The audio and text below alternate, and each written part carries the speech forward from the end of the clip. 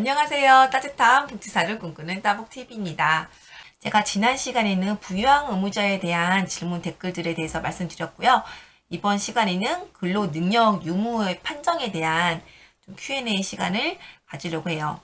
현재 소득 재산 제로, 그러나 일할 능력이 있다고 판단되면 조건부 수급자 말고 기초생활 수급자가 될 수 있나요? 라고 질문 주셨어요.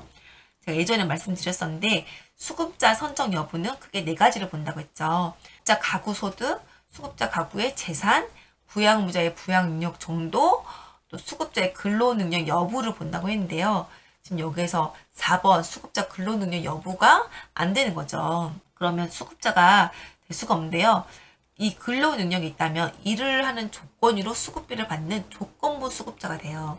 그래서 잘 근로를 하시면 수급비를 받을 수 있습니다.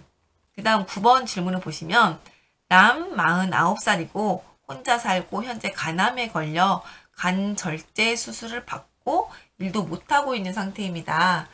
직업은 건설직, 일용직으로 하루 먹고 사는 생활을 하고 있습니다. 왼손 검지도 3년 전에 다쳐서 장애도 가지고 있습니다. 기초 수급자가 가능할지 궁금하네요. 라고 말씀 주셨어요. 우선 너무 안타까운 사연인데요. 근로 능력이 없다고 판정을 받으려면 의사 진단서와 진로 기록부를 보고 국민연금공단에서 근로 여부를 판정한 다음에 근로 능력이 없다고 결과가 나와야 하는데 이 판정 기준이 굉장히 깐깐하고 까다롭거든요. 예전에는 이거를 담당 공무원이 판정을 했었어요. 그러다 보니까 좀 병원 같은 데서 판정 결과에 좀 편차가 많았고 담당 공무원이 이런 의료적인 전문성이 없어서 좀 평가 결과에 신뢰성 문제로 또 가는 거예요. 그래서 2012년부터는 이제 국민연금공단에서 이런 것들을 판정하게끔 했어요.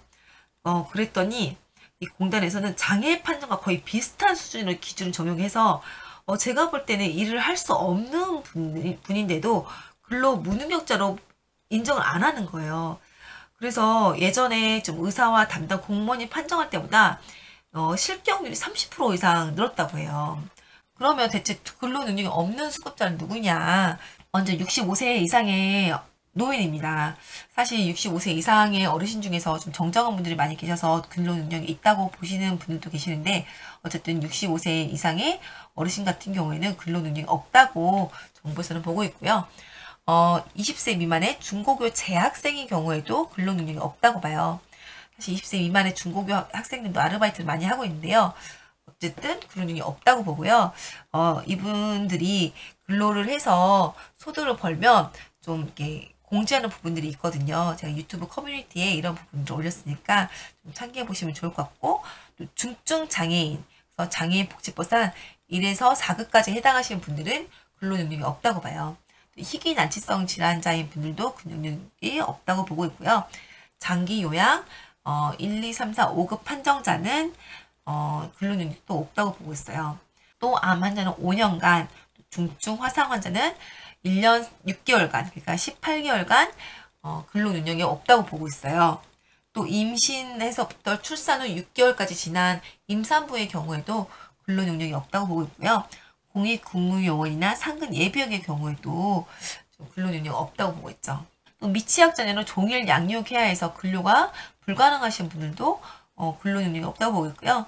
질병, 부산, 장애, 치매 등으로 보호가 필요한 가구원, 또 어디 이동할 때 도움이 필요한 가구원을 종일 보호 간병해야 하는 경우도 근로 능력이 없다고 보고 있어요. 이밖에 근로 능력 평가를 통해서 일할 수 없다고 판정된 자인데요. 이 12번에 대해서 아까 제가 말씀드렸던 것이에요. 좀 이런 것들을 참고해서 수급자를 신청하시면 좋을 것 같고요. 네, 그 다음 질문은 수급자 급여에서 주거급여에 대한 부분이에요. 네, 질문 내용 한번 보도록 할게요. 안녕하세요. 정말 수고가 많으십니다. 영상은 잘 보고 있습니다. 복지사님의 말씀 중에서 3천만 원 전세 예를 들었는데 내가 듣기에는 실제 집주인에게 월세를 내지 않는데 3천만 원 전세를 월세로 환산해서 주거급여를 지급하는 것으로 나는 이해했는데 내 이해가 맞나요? 라고 말씀 주셨어요. 네, 맞아요. 이 주거급여는 월세, 전세, 무료 임차하는 경우 모두 임대료를 지원하고 있고요. 자가인 경우에도 경우에 따라서 지원을 하고 있어요. 먼저 월세의 경우에는 실제 임대료를 지원하는데요. 사는 지역과 과거원 수에 따라서 상한액이 있어요. 이 상한액이 기준 임대료이죠. 그리고 생계급여 기준을 초과한 분들은 자기 부담금을 차감해서 지원을 하고 있어요. 그러면 전세나 또 월세, 보증부 월세 같은 경우는 어떻게 하냐. 그럼 이런 경우에는 보증금에다 연 4% 이율을 적용해서 월 임대료로 환산을 해서 지원을 해줘요. 왜냐하면 연 4% 이자를 보증금 조달 비용으로 보기 때문이에요. 그 다음 질문을 보도록 할게요. 그 다음 질문은 교육급여에 대한 부분이에요. 복지사님, 만일 나이 든 자가 뒤늦게 중고등학교에 입학해도 교육급여가 지급되나요? 또 직업교육을 받는 것도 교육급여에 해당하나요? 라고 말씀하셨는데요. 나이 상관없이 교육청에 등록되어 있는 학교이면 교육급여를 받을 수 있어요. 내가 20살 넘었는데 교육급여 못 받는 거 아니야? 라고 생각하시는 분도 계실지 모르는데요. 주민센터에 가셔서 신청해 보시면 좋을 것 같아요. 오늘은 여기까지 하고요. 다음 시간에는 수급비 지급분에 대해서 말씀드리도록 할게요. 오늘 여기까지 할게요. 오늘은 이만 안녕.